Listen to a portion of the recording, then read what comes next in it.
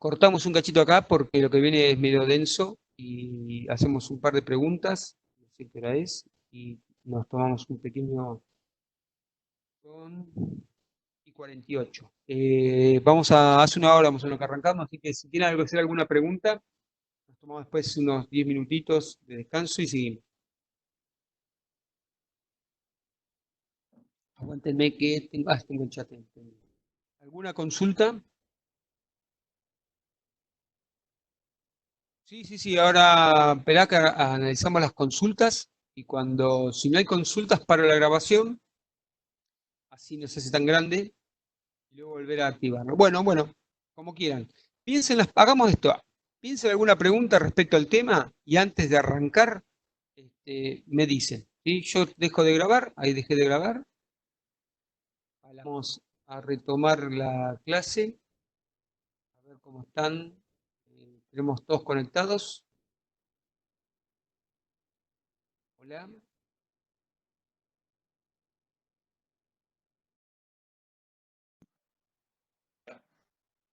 Bueno, a ver quiénes están. Hoy.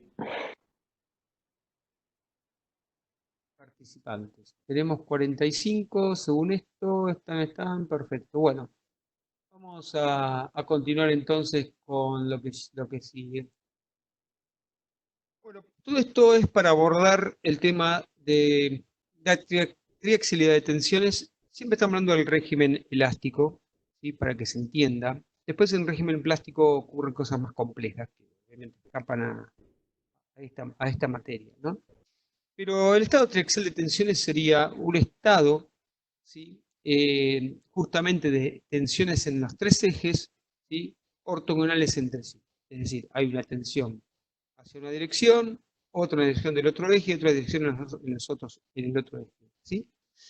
Un caso triaxial de tensiones bastante fácil de observar sería, por ejemplo, la presión hidrostática, que genera tensiones triaxiales, nada más que son todas de compresión. Sería uno sumerge una pieza, un submarino bajo el mar, está en un estado de compresión donde las cargas son perpendiculares a la superficie del casco.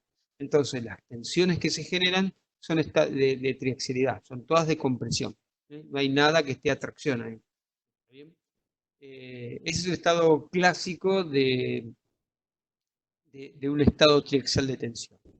En nuestro caso, no vamos a hacer el caso del casco del barco, pero sí vamos a analizar algunas cuestiones que hacen. Esto tienen que ser abiertos de cabeza, porque acá la cosa es que los materiales, ¿sí? O las piezas más correctamente hablando, cuando están sometidas a un estados triacciones de tensiones, empiezan a comportarse de diferente manera y es lo que sucede justamente con las entallas. ¿Sí? Por eso la multiplicación de las tensiones. Otra manera de ver el efecto triaxial que mete una entalla. ¿Sí? La triaxialidad es un estado que va a hacer que la pieza o el material se comporten de una manera diferente como si fuera un material menos dúctil, o sea, con menos deformación elástica, ¿sí? Y menos deformación plástica al final, ¿sí? Y se comporte como un material de mayor resistencia mecánica cuando en realidad no lo es. Lo que sucede es lo que vamos a ver ahora un poco en la matemática y luego en una explicación particular de una entalla. Para entenderlo, tenemos que partir de la condición básica que es un ensayo inexial de tensiones, como lo que ya hemos visto. Me quedó encendido un lapicito ahí que no se perdió. Es mi segunda incursión en esto y bueno, todavía no estoy muy... a ver qué escribe.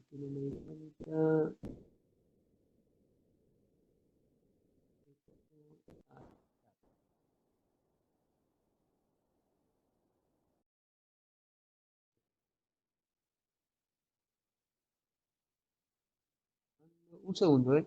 Matías me activó el lápiz de editar texto, pero ¿cómo lo desactivo? Porque no lo veo acá. lápiz, lapicera.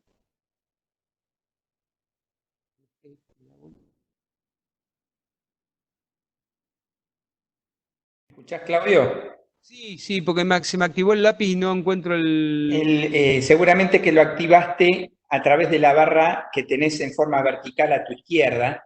Sí. Tenés, por ejemplo, un rulito, ¿sí? Y arriba de todos tenés Ahí un... está, toqué sin querer la flechita. No, ahora lo vi recién. Gracias, Jorge. Bueno, sigamos. Gracias. Entonces, ahí está. Partamos de una probeta cilíndrica para hacer el caso más general. Un estado uniaxial de tensiones, es decir, tenemos una carga aplicada de tracción, ¿sí? La sección resiste con una tensión que es P sobre A. Hasta ahora nada nuevo. Por efecto Poisson tenemos una contracción radial, ¿sí? Es decir, cuando yo deformo un delta L en la dirección de la aplicación de la carga, tengo una contracción lateral que dependerá del coeficiente de Poisson del material, contracción lateral, o contracción radial en este caso, que es una probeta cilíndrica. Por los criterios de fluencia que conocemos, el de Tresca particularmente, yo lo conozco como Tresca, otros como el de tensión máxima, ¿sí? Sabemos que ese material va a llegar por el círculo de Moore cuando las tensiones en las otras dos direcciones son nulas, porque tenemos una tensión uniaxial. Las otras dos, la sigma principal 2 y la sigma principal 3, serían nulas, ¿sí? Según el círculo de Moore, vamos a tener las tensiones máximo corte a 45 grados, por lo tanto, la fluencia se va a generar cuando la tensión máxima alcance la tensión de fluencia sobre 2. Estéreo uniaxial. Ahora, abren un poco la cabeza e imagínense que yo a este estado uniaxial ahora le impongo ¿sí? Un estado de tracción radial. Es decir, pongo una carga que permite aplicar una tensión en las direcciones sigma 2 y sigma 3, que son iguales, porque es radial, ¿sí? Que impiden el normal desarrollo de la deformación o la contracción radial. Es decir, no me permite desarrollar el fenómeno de Poisson en la probeta. Es decir, yo estoy traccionando, pero hay otro campo que no me permite contraer. Por lo tanto, si quiero seguir deformando en la dirección de aplicación de la carga axial, voy a tener que aplicar más carga para poder lograr la deformación, ¿sí? Porque hay un campo que se me está oponiendo.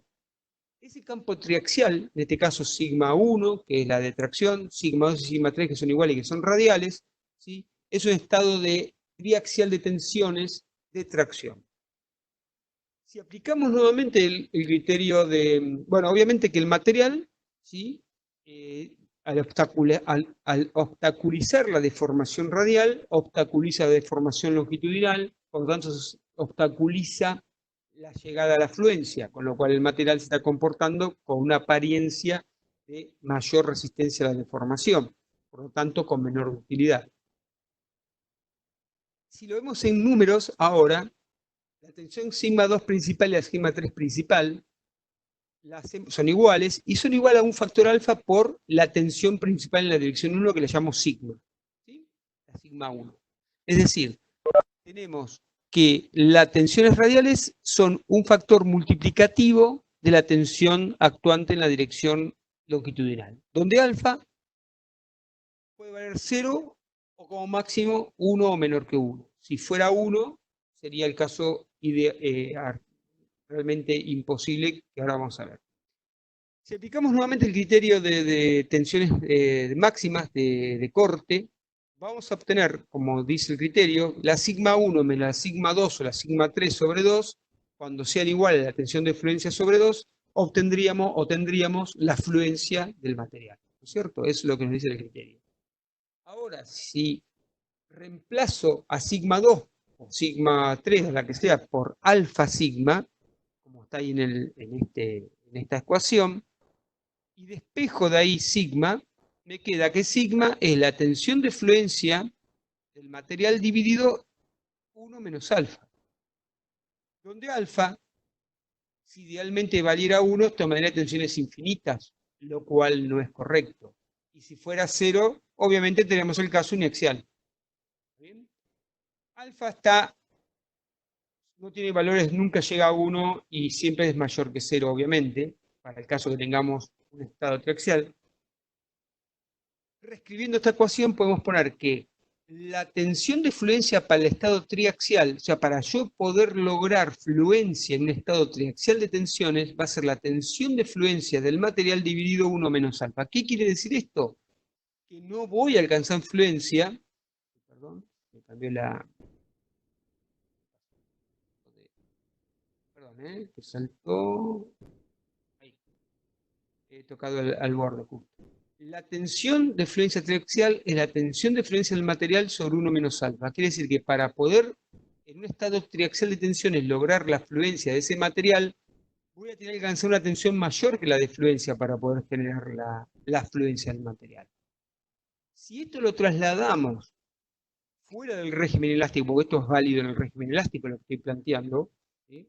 Condiciones elásticas, ocurre realmente que ante una presencia de una entalla, ¿sí?, el material tiene a comportarse como de un comportamiento más frágil, tiende a perder utilidad, como dije antes, y por lo tanto la fractura suele ser diferente a la fractura que tendría si no tuviera un estado triaxial de tensiones. El estado triaxial de tensión es una manera de explicar que hay algo que multiplica la tensión. Ahora vamos al caso de una entalla. Esto es una introducción lo que estoy dando, es el estado triaxial. Vamos a ver que la entalla hace algo semejante a esto. Entonces, triaxialidad de tensión es campo elástico causado por restricción. La restricción es justamente el fenómeno de la entalla. Entonces, para explicar esto, lo que voy a hacer es mostrarles este ejemplo. Supónganse que tenemos una probeta cilíndrica nuevamente compuesta de 3 materiales. 2 son iguales y 1 es diferente. Supongamos que el material, este que está en verde y este que está en verde también, es un material que tiene 10 veces más módulo elástico, o sea, 10 veces más rígido que este material, que está en el centro. Los 3 tienen igual longitud. Cuando yo lo deforme, ¿sí?, cuando aplique la carga uniaxial, obviamente se genera el efecto Poisson. Es decir, este material va a contraerse, este material se va a deformar 10 veces más que este, porque su módulo elástico es 10 veces menor. ¿Sí? Por lo tanto, vamos a obtener que esta zona va a haber contracción, pero en la proximidad de la unión entre este material del medio y estos dos materiales, está pasando algo raro. Se está impidiendo la deformación de Poisson. Algo parecido a lo que yo expliqué antes del estado tensional de axialidad, ¿no? Es decir, tengo una zona donde las deformaciones en la dirección perpendiculares al eje longitudinal están siendo impedidas. Poisson no se está generando, pero a medida que me alejo de la influencia de estas caras, Poisson se desarrolla perfectamente, muy exageradamente hablando, ¿no? Muy bien. Hasta acá, simplemente estamos repasando deformaciones en las dos direcciones. Ahora, ¿qué sucede? Si yo a este disco interno lo hiciera extremadamente chiquito, muy finito, ¿sí?, lo sigo manteniendo de este material, ¿no?, elástico, mucho más elástico que este, o sea, menos rígido que estos dos, ¿sí?, obtendría esto. Este material y este material, este es el material diferente, las zonas de proximidad donde yo impido el desarrollo de Poisson, ¿sí?, están más cerca de sí, por lo tanto todo el material está más impedido aún de generar el efecto Poisson. Ahora supongamos que ahora es un único material. Ahora saltamos del material combinado a un material único, aluminio, acero, lo que sea, porque no importa el material, sino importa la forma. Y supongamos que el notch, como se le dice normalmente, o la entalla, es este radio de acuerdo. Es una pieza que está entallada con una forma de notch curvo. Es el mismo efecto. Aquí Poisson sí está impedido de desarrollarse porque las tensiones en esta dirección radiales van a estar impedidas de generarse producto de esto que ven acá. De esta zona, está en azul, el elementos finitos, se había comentado, que era material que no estaba tensionado. Es material sin tensión. Acá tenemos el pico de tensión y las tensiones van a ir bajando hacia el centro. En verde son niveles de tensiones más bajos que acá. El material que va a querer generar Poisson para este lado va a estar impedido de que se lo genere, porque este material retiene a las deformaciones en esta dirección. Es algo semejante a lo que pasaba con el material combinado, ¿sí? Hay una restricción a la generación de efecto Poisson. Por lo tanto, al no haber deformaciones en la dirección en esa dirección, vamos a tener el epsilon 0 va a ser, en radial va a ser 0, por lo tanto las tensiones se van a ver multiplicadas en forma parecida a lo que mostré en la imagen anterior. Tenemos una obstaculización del desarrollo de Poisson, por lo tanto vamos a tener que aplicar más tensión para que en esta zona se genere fluencia. Y acá se ve, esto está sacado del libro de referencia nuestro, este es el Richards. Yo después hice un modelo de elementos finitos para comparar lo que mostraba Richard con el modelo. Este es un corte transversal, yo corté una feta de esto. Este es un corte transversal donde esta es esta zona de acá y esta zona de acá. Esta es la zona próxima al centro de la entalla y esta es la entalla. Esto es un transversal. Fíjense la similitud con esto que está planteado en el libro. Es decir, tenemos un pico de tensión, que sería este de aquí, ¿no? Que va decreciendo las tensiones axiales, ¿no? Que van decreciendo a medida que me acerco hacia el centro. Y las tensiones de corte que se caen y tienden a igualarse ahí. Esta zona que marca acá es esta zona distensionada. La zona donde el material no está sufriendo deformaciones producto de las tensiones aplicadas, dado que el campo de tensiones es desviado por este notch, hacia acá. Lo que se tiene es esto, tensiones radiales. Fíjense la similitud con el ejemplo inicial, donde yo aplicaba un campo de tensiones radiales que me obstaculizaba el normal desarrollo de la contracción radial por Poisson, ante una carga axial. Es lo mismo, el concepto es exactamente igual. Por lo tanto, estos notch o estos entallas de distintas formas, cuanto más agudas, más agresivas van a ser, van a generar aún más concentración de tensiones, ¿sí? Fíjense que algunos valores llegan a ser de 3, con lo cual vamos a generar un gran impedimento de la deformación en la dirección radial. ¿Está bien? Ok. El resultado de las tensiones de radiales afuera es justamente semejante a lo que mencioné recién. Y acá está el resumen de todo lo que vimos hasta ahora. Este gráfico es general, este que está acá, ¿sí? Aclara un poco todo lo que venimos viendo desde que iniciamos la materia. ¿Por qué? Porque involucra a la triaxialidad, que es lo que acabamos de ver, involucra al strain rate o a la velocidad de aplicación de deformación e involucra a las variaciones de la temperatura. Pero vamos primero acá. Choque. Efectos fragilizantes. Velocidad de deformación es fragilizante. Aumento.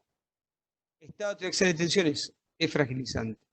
Temperatura de transición por debajo de la temperatura de transición es fragilizante. ¿Bien? Vamos a este gráfico. Tenemos la tensión, esto es una nomenclatura media fulera, pero bueno. Esto significa tensión de fluencia, la curva, yield stress, y esta es fracture stress o tensión de rotura. Fíjense que si la triaxialidad es muy severa, muy aguda, o si la alta velocidad de aplicación de deformación de carga es muy alta, estamos en el punto B, el material, estoy viendo, esto es el mismo material, ¿no? Fractura y nunca llega a fluencia. Si aumento las temperaturas o disminuyo la triaxialidad, es decir, pongo un radio de acuerdo muy grande, si la velocidad de aplicación de deformaciones es baja o así estática, si la temperatura es ambiente o alta, tengo fluencia y luego rotura. Se comporta como un material convencional a temperatura ambiente o sin triaxialidad o con ensayo cuasi estático. Y va a haber un cruce de estas dos curvas donde hay un punto donde voy a poder hablar de una transición dúctil frágil también. Donde no sé si el material, o acá, no es ni dúctil ni frágil, porque se cruzan las dos curvas. Entonces, en esta condición de triaxialidad, strain rate y temperatura, no debería trabajar. ¿Sí? Debería trabajar donde yo sé que me va a funcionar como frágil o donde yo sé que me va a funcionar como un material dúctil. Comportamiento frágil o comportamiento dúctil, porque el material varía su tensión. Y ahora voy un poco al trabajo práctico número 2 de dinámicos, que justamente buscaba que vean cómo se modificaba la tasa o las tensiones de rotura y las tensiones de fluencia en función del strain rate. Algunos de mis alumnos, yo les mencioné, presten atención en esto y ustedes van a ver que había un cambio importante en la tensión de fluencia, mientras que la tensión de rotura no tenía grandes cambios. Sí, una dispersión de valores propio de cualquier ensayo de tracción. ¿Y por qué es eso? ¿Por qué esta se ve influenciada y por qué esta no? Porque la fractura va a depender pura y exclusivamente del enlace interatómico que tenga el material. Es decir, estamos rompiendo el enlace. ¿Sí? Y eso es propio de cada material. No cambia con la estructura cristalina, perdón, con la forma del grano, si es fino, si es grueso, etc. Es a nivel atómico. Mientras que la tensión de fluencia y la tensión máxima, que también se modifica, acá no está en este gráfico, se ve influenciada por todos estos factores, porque es deformación definitiva de la estructura de la red cristalina, del grano. Es muy diferente la cosa. El módulo elástico, a semejanza de la tensión de rotura, también no se va a ver influenciado por estas cuestiones, por el incremento de la traxicidad, por la velocidad de aplicación de carga, ni por las bajas temperaturas. Las temperaturas lo fragilizan, perdón, no lo fragilizan, lo endurecen, ¿sí? Lo hacen que algunos materiales se comporten más frágiles, más rígidos, perdón. Repito, se comporten más rígidos, ¿sí? En un acero no van a haber diferencia, en los aluminios no van a haber diferencia, pero un polímero seguro. A lo que iba es que el módulo elástico de los metales no se ve influenciado por ninguno de estos parámetros, o se ve pocamente influenciado, porque también depende del enlace interatómico y demás. Fíjense que si yo templo un acero, no me cambia el módulo. Si yo al acero le agrego cromo, níquel, molibdeno, le pongo tratamiento térmico, le pongo de todo, ¿qué cambio? El grano, la estructura cristalina, pero el módulo sigue estando igual, porque el enlace sigue siendo el mismo. Entonces, no se ven influenciados por estas cuestiones. Sí se ven influenciados por estas condiciones de carga, sea temperaturas o velocidades o condiciones de talla, la tensión máxima y la tensión de fluencia. O la tensión de sigma 0,2, depende de qué material estemos hablando. Esto es muy importante que lo tengan en claro. Los elementos que fragilizan y los elementos que ductilizan. Instintivamente cualquiera dice, y si meto calor, lo ductilizo, lo puedo deformar más fácilmente, es intuitivo. ¿Sí? Si yo saco del freezer algo muy congelado y le quiero abrir una tapa, probablemente la rompa porque el material plástico va a estar fragilizado. Si yo lo dejo un ratito, lo pongo bajo el agua y que tome un poco de temperatura ambiente o próxima a la temperatura ambiente, lo voy a abrir sin problema. Eso es hasta intuitivo. Si uno quiere cortar algo rápidamente, lo entalla, porque aumenta las condiciones de tensiones locales. ¿Sí? Entonces, todas estas cuestiones que son del día a día, ¿sí? Lo que uno lo hace a veces está por instinto, están básicamente expresadas en estos gráficos, en estos conceptos de efecto de entalla.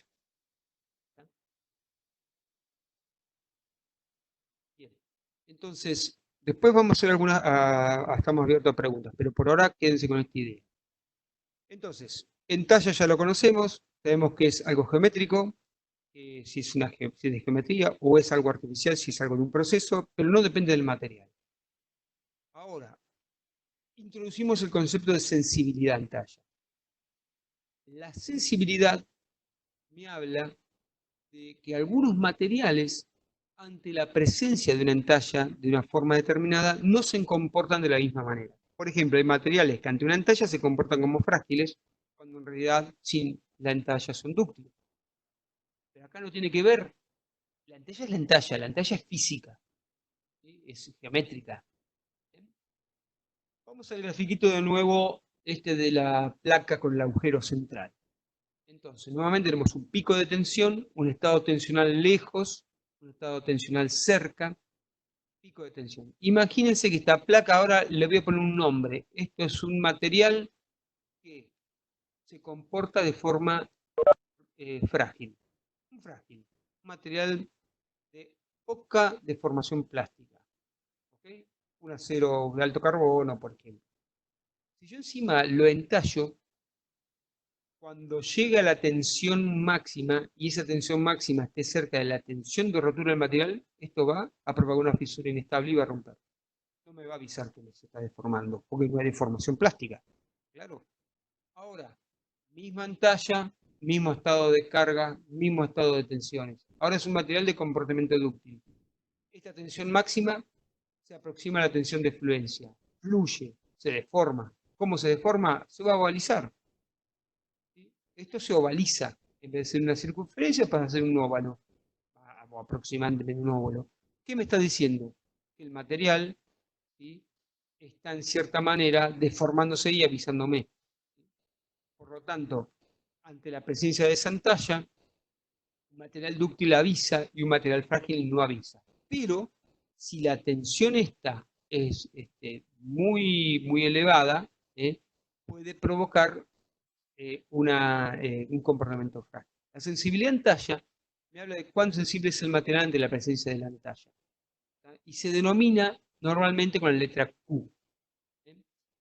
Esto lo vamos a ver mucho en fatiga, aunque también se utiliza en descarga en estática, ¿no?, en cálculos estáticos.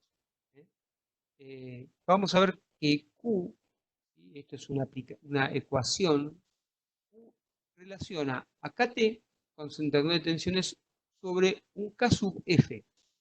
Pero ese K sub F se puede interpretar como un factor concentrador de tensiones atenuado por el hecho de que el material es poco sensible a la entalla, la sensibilidad en talla, o a lo sumo puede valer KT. O sea, si un material es muy sensible en talla, Q sería 1, por lo tanto KT sería igual a KF, no se atenuaría. En cambio, si Q es un 0,5, por ejemplo, ¿sí?, tendríamos que KF es un valor reducido de KT. 0,5, a ver, daría 0,5, 0,5 menos 0,5 más 1 son 0,5. Y pues sería, bueno, habría que hacer la cuenta. Si KT fuera 1, es decir, a 2, por ejemplo, sería 2 por 0,5 me da 1, más 1,5, 2,5, perdón, voy a hacer la cuenta acá porque espero que no la estoy en el aire, es una macana. Un segundo. Imagínense que Q sea 0,5, ¿no es cierto? Entonces tenemos 0,5 que multiplica, y KT fuera un factor de 2, cualquiera. Entonces sería 2 menos 1 por 0,5 más 1 sería el KF. ¿Sí? Por lo tanto, 2 menos 1 por 0,5 es 0,5 más 1 es 1,5. Quiere decir que KF, ¿sí?, KF vale 1,5 cuando el KT valía 2. Es un atenuador, es un factor de concentración de tensiones estático, ¿sí?, inferior al KT. ¿Por qué? Porque el material no es sensible en talla. Ahora, si KT tiende a 1, es muy sensible en talla, entonces el KF casi es KT. En ausencia de conocer cuánto vale Q, asumir KT igual a KF es una posición totalmente conservadora, ¿cierto? Vamos a esta es una curva de sensibilidad en talla en función del radio del notch o el radio de una entalla en particular. Más allá de los numeritos estos, lo que me interesa es esto, son las tendencias. Fíjense, esto es un acero templado y revenido. Esto es un acero normalizado y con relajación de tensión, ¿no? Y esto es un aluminio aliado, valores medios, ¿no? En barra o en placa.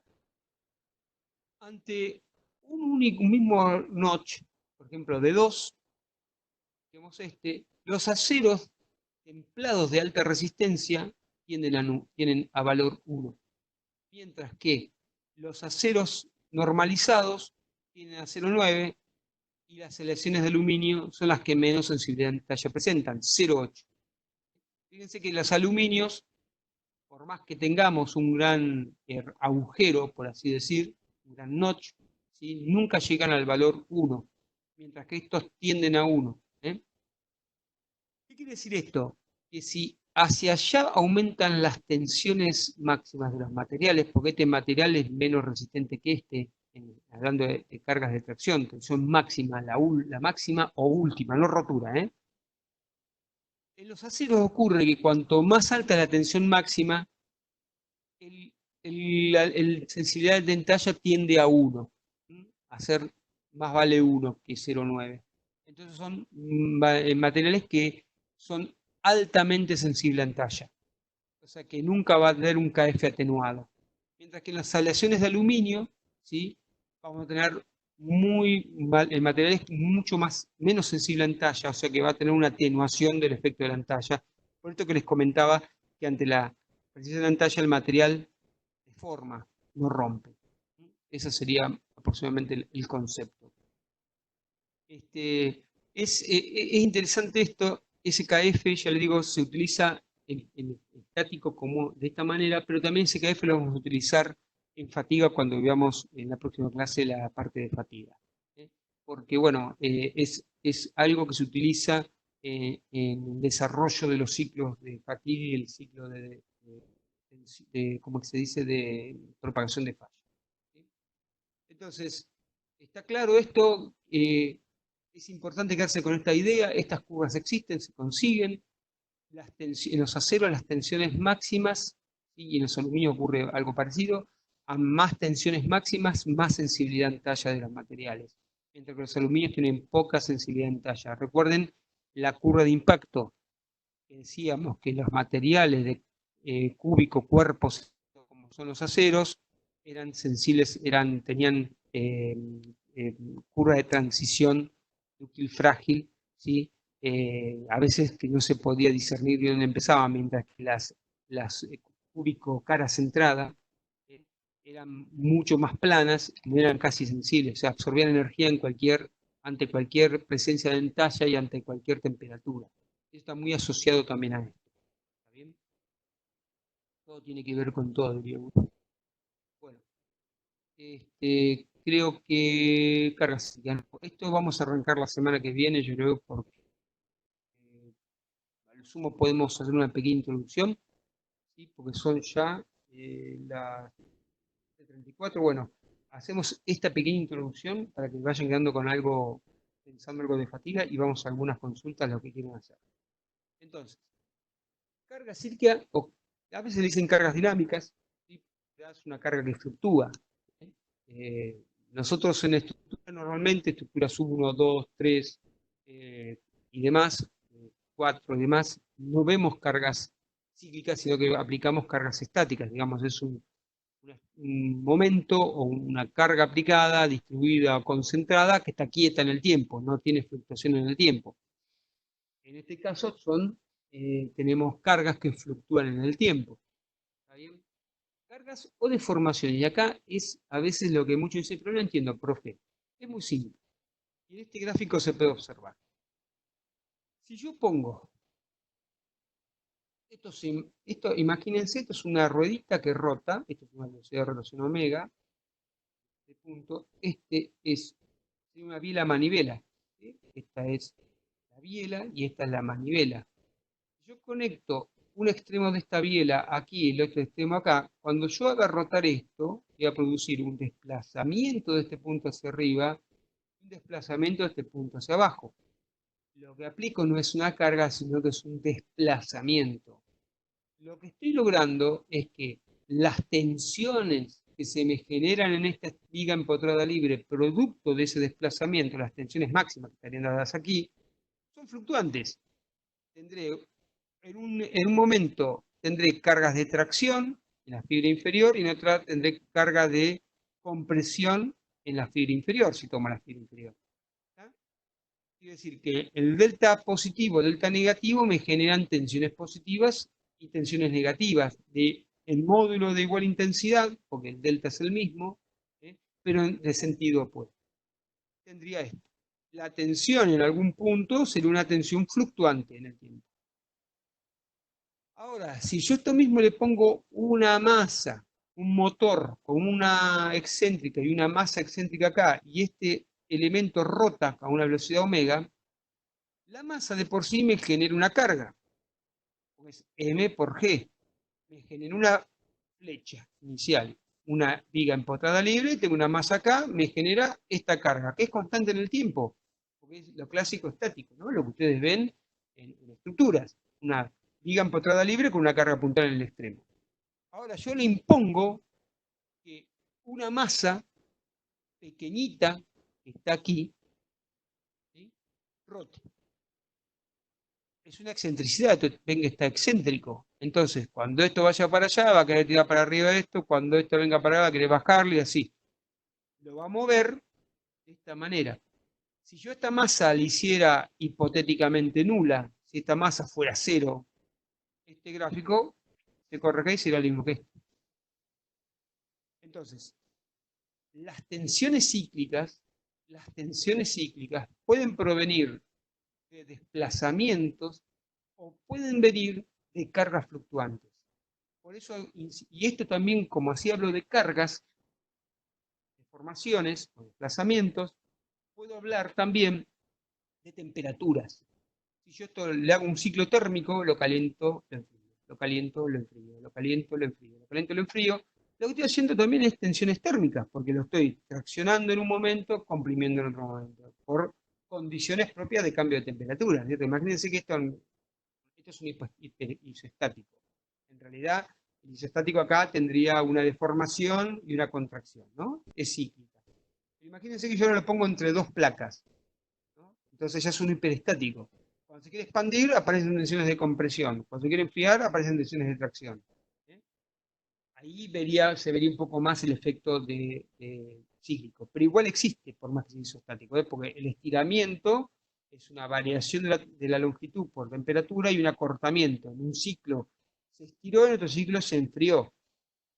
Los álabes de turbina antiguos que experimentaban ciclos térmicos producían fisuras en el borde de ataque de los álabes y producto de, entre tantas cosas, de los ciclos térmicos negativos. O sea, a lo que voy es, como resumidas cuentas, uno puede tener diferentes estados de carga que me generan tensiones cíclicas, provenientes de cargas, de desplazamientos o de temperatura. Bien, y la mayoría de las estructuras y las piezas y los componentes de aviones y los barcos y los autos y todo tipo de artefacto que ande dando vuelta, a no ser aquellos que están en el espacio, o que están en microgravedad, que ahí le sacamos una componente de carga, ¿sí? Tienen cargas cíclicas, ¿sí? Superpuestas a una carga estática. Por ejemplo, un auto estacionado descarga, depende del centro de gravedad, descarga su masa en las cuatro ruedas. Hasta ahí todo bien. Supónganse que el tren delantero, las dos ruedas toman el 80, el 70 o el 60% de la masa y el otro restante en la parte trasera. Ok, hasta ahí ningún problema. Ahora está quieto, entonces es estática la cosa. Quiere decir que si tomamos un elemento de alguna pieza del tren delantero del auto, tendrá un nivel de tensión constante producto de su propio peso. Ahora el auto empieza a andar, ¿sí? Pónganse por un terreno poco parejo. Entonces se va a imponer a esa una carga alternada que no va a ser justamente esto, no va a ser más parecido a esto. Ahora vamos a ver el ejemplo. Entonces tenemos a una carga, a una tensión media que es estática, se le impone una variación de la tensión producto del terreno. Si es algo que está todo lisito, pero viene por un desbalanceo de la rueda, supongamos, podría ser algo así. Como es algo rotatorio, el desbalanceo me podría estar provocando esto. En un avión, estos son deformaciones, ¿sí? En milímetros en en el wingspan root, en la raíz del larguero del ala. ¿Sí? La raíz. Son milímetros, ¿eh? Pocos milímetros, obviamente. Entonces, este estado, ¿qué sería? Un estado de carreteo estático, básicamente, ¿sí? O está quieto. Acá tenemos el take-off, o sea, el despegue, ¿sí? Y empiezas a ascender. Luego esto está en vuelo, ¿sí? Planeo, crucero, ¿sí? Acá va a haber tormentas, acá saca frenos aerodinámicos, acá está bajando la pendiente de descenso y acá aterriza. Todo esto es un ciclo de carga, ¿sí? Es un ciclo de carga. Con un winglet, por ejemplo, se comportaría como modelo de la derecha. Este modelo, esto es el ala en la parte intra 2, es el larguero en la parte de intra 2. En un winglet, no sé, no está acá. Ah, en las imágenes anteriores. A ver, esperamos un minuto. En esta.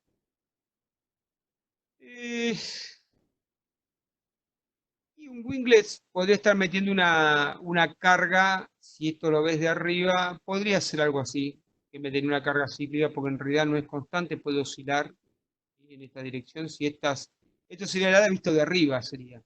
Entonces el winglet estaría acá, estaría metiendo una carga. Podría ser algo así. Lo que pasa es que no es cíclica, va a ser una cosa muy aleatoria, ¿no? O más parecido a esto. Estos chicos, esto que tenemos acá, algo cíclico, es lo que nosotros después convertimos a algo que se pueda analizar. Esto, como ven acá, es totalmente aleatorio. Estos picos de deformación hay que después armar algo que nos podamos analizar. Así como se ve, es puro ruido. Se puede identificar que hubo tormentas, que hubo un vuelo tranquilo, que sacó frenos aerodinámicos, que estuvo en ascenso, etc. Pero no es analizable. Y esto se escapa un poco de la materia, pero esto después se convierte a ciclos, que vamos a ver después en algunas imágenes, a ciclos de este tipo. En realidad son conjuntos de ciclos, estos así, otros con mayor intensidad, agrupados, se llaman escalonados o grupos, ¿sí? Para poder analizar los estados de carga. Porque así como está esto es imponderable. Y se necesita mucha información de este tipo para poder analizar.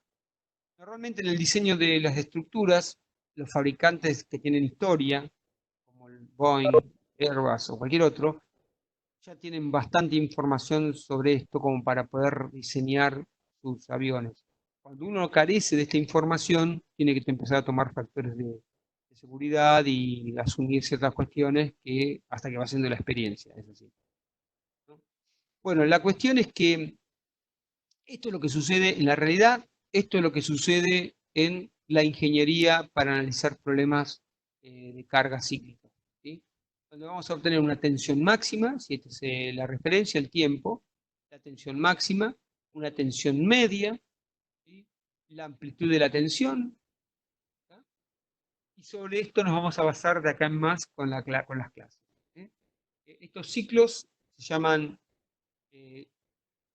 Fíjense que acá la tensión nunca desaparece, se hace chiquita, pero nunca se hace cero ni se hace negativa. O sea, siempre este sistema está sometido a un estado de carga, de apertura, o de carga modo 1, que se llama. Si tuviera una entalla, imagínense que la entalla se cierra y se abre, pero nunca se hace cero la tensión en la entalla. Siempre va a tener un valor mínimo. Entonces, en el caso que sea reversible, es que se me dio vuelta la tensión, se me hizo decompresión, entonces no suma ciclo. Los ciclos estos son los que abren, los que tienden a abrir o a producir el crecimiento de la fisura. Este tipo de perfiles así, ¿no? Donde la tensión se mantiene variable en el tiempo sobre un valor constante, que es la tensión media, generan siempre una condición de tensiones favorables para el crecimiento de fisura. Favorables para el crecimiento de fisura. Si yo retiro la carga cíclica y dejo únicamente la carga estacional, ¿sí? Al sacar la carga cíclica, dejo de meterle ciclos a la estructura. Entonces podría evitar el crecimiento futuro de una fisura. Bueno, vamos a parar acá y vamos con igual vamos a retomar la clase que viene y seguimos con esto. Pero díganme si tienen alguna consulta. Son menos cuarto pasadas. Si les surgió alguna duda respecto a lo que venimos viendo, vamos aclarando algunas cuestiones. Vamos a la clase que viene, el lunes que viene, antes de la clase de continuación, vamos a tomar preguntas sobre esto que vimos, de múltiple choice. Como venimos haciendo Cortar la grabación, por favor. ¿Cómo? La grabación. Sí, yo la paro. Bien, detener. Bueno, sigue grabando esto.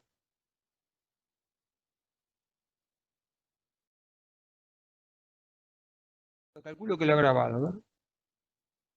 No sé dónde lo graba esto, pero...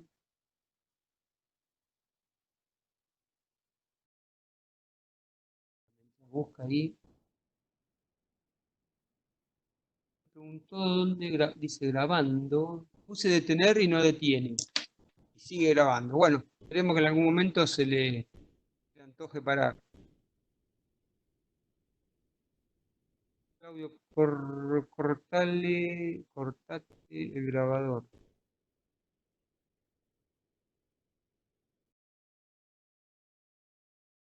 Pero no da bolilla, sigue grabando. No sé qué le pasa. Está como bloqueado. Probablemente cuando cierre la sesión se... bien. Buenísimo. Porque sigue grabando. Le puse detener y ahí se me quedó tildado.